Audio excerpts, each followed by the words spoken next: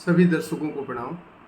एक लंबे अरसे के बाद मैं फिर से एक बार आपसे जुड़ने जा रहा हूँ। आज का सेशन काफ़ी छोटा होगा लेकिन काफ़ी ही महत्वपूर्ण होगा।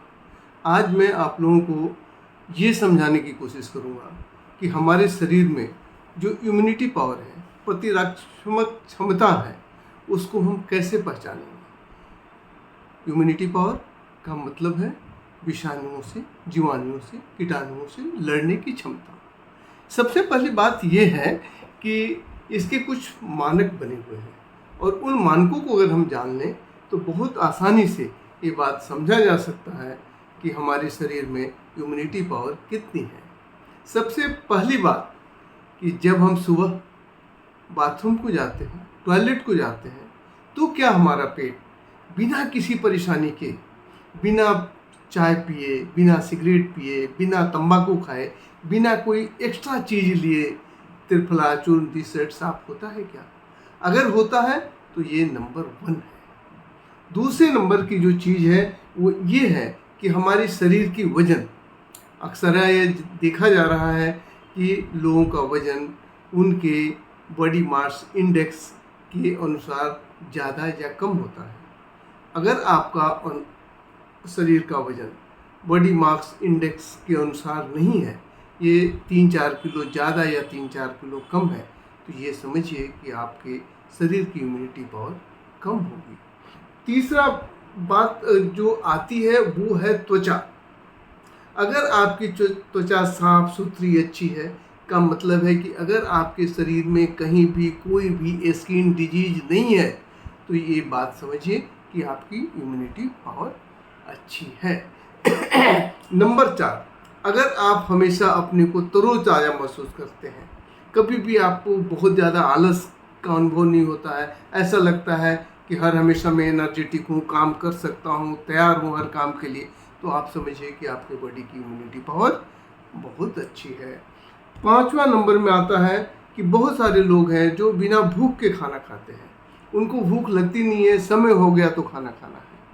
ऐसा अगर है तो आपकी इम्यूनिटी पावर कम है, और ऐसा है कि समय पे आपको जम के भूख लगती है, तो आप ये समझें कि इम्यूनिटी पावर आपकी अच्छी है। इसके अलावा जो चौथी जो आपकी नेक्स्ट चीज़ आती है वो है साउंड स्लीप। अगर रात्रि में आपको अच्छी नींद आती है तो ये माना जाएगा कि आपकी इम्यूनिटी पावर काफ़ी अच्छी है।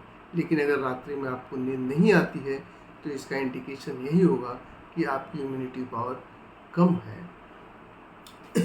नेक्स्ट अगर कोई चीज़ है तो ये है कि अगर आपके शरीर से किसी भी तरह का दुर्गंध आता हो, कई बार अपने शरीर से निकला हुआ दुर्गंध अपने को मालूम नहीं पड़ता लेकिन दूसरों को मालूम पड़ता है। अगर दूसरे ये कहते हो कि हाँ भाई आपके शरीर से बदबू आ रही है, तो ये समझिए कि आपके शरीर की इम्यूनिटी पावर कम है। और अंतिम 8वां जो मापदंड है, ये अगर आपके दिमाग में हमेशा सकारात्मक विचार आते हो, कभी भी आप नकारात्मक विचारों से प्रेरित ना हो, तो ये समझिए कि आपकी इम्यूनिटी पावर ज़्यादा है।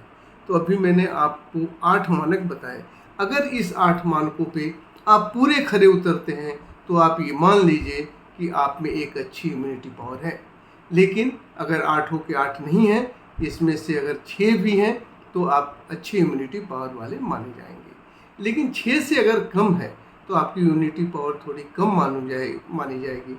और जिनका 4 ही है तो वो समझिए कि उनको उनकी इम्यूनिटी पावर बढ़ाने की सख्त ज़रूरत है, उनको काफ़ी मेहनत करने की ज़रूरत है। और मेहनत करके अगर वो इम्यूनिटी पावर बढ़ा लेंगे तो आज के दिन में होने वाले विभिन्न तरह के बीमारियों से अपने आप को बचा सकते हैं।